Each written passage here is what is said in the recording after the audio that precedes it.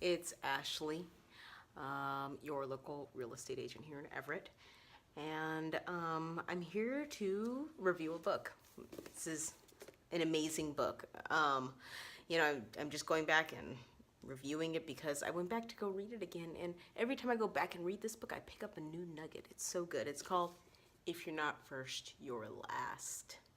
Okay, this is by Grant Cardone, another Grant Cardone book, an excellent book. There's so many good things. I was kind of like going through the books and going through the chapters, and I was sort of thinking about, okay, what little piece can I really focus on and tell you, okay, like if you go to this chapter, it's going to be incredible for you. And the chapter that I thought really has had the biggest impact on my business, all the chapters have, but this one has been really, really important.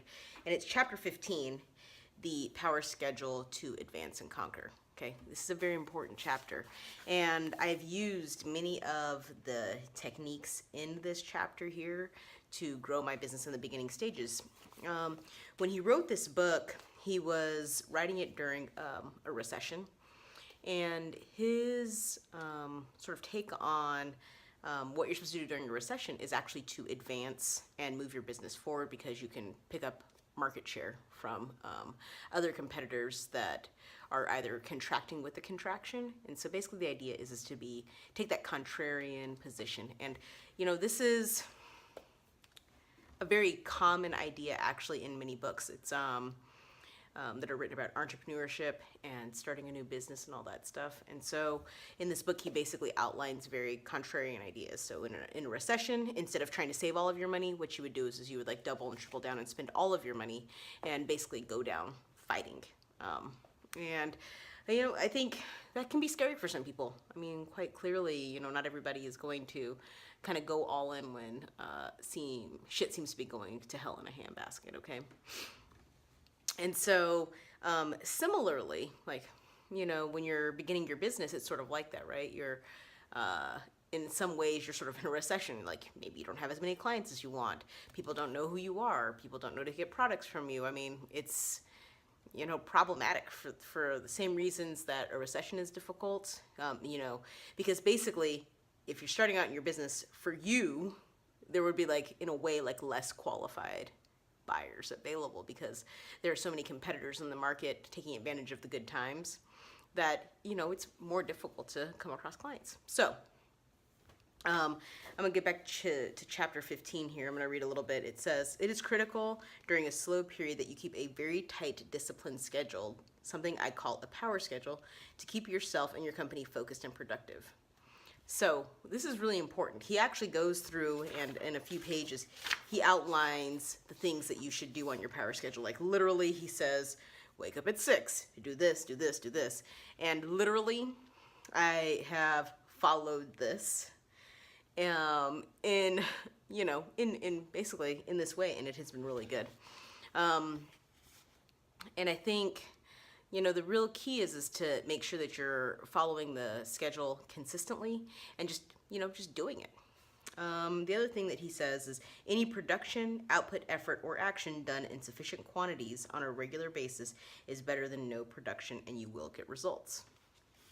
So basically, sometimes in a recession, you kind of get sort of immobilized by fear, or sometimes when you're starting a new business, maybe a client says no to you, or you go knock on a door and somebody's a jerk to you, and you kind of get immobilized in fear, and you have to just remember, look, I just have to get up and keep going.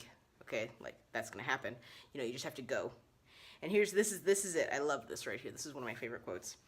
"The person who willingly swings the bat has a better chance at success than a person who refuses to swing." So you just have to go out there and keep trying. It reminds me a lot of when I was door knocking. There's just going to be a lot of no's. The conversion rate on a door knocking is fairly low. It's maybe 3%. And so you just have to keep going.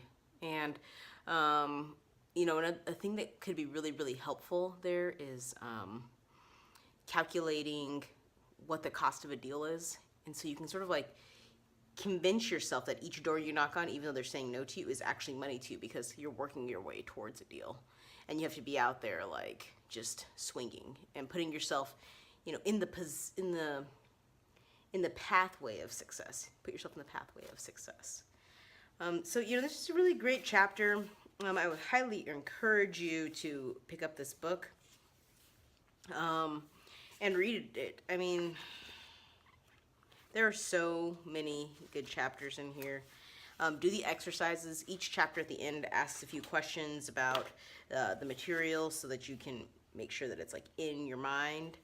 Another really important thing that he describes here is power base activation.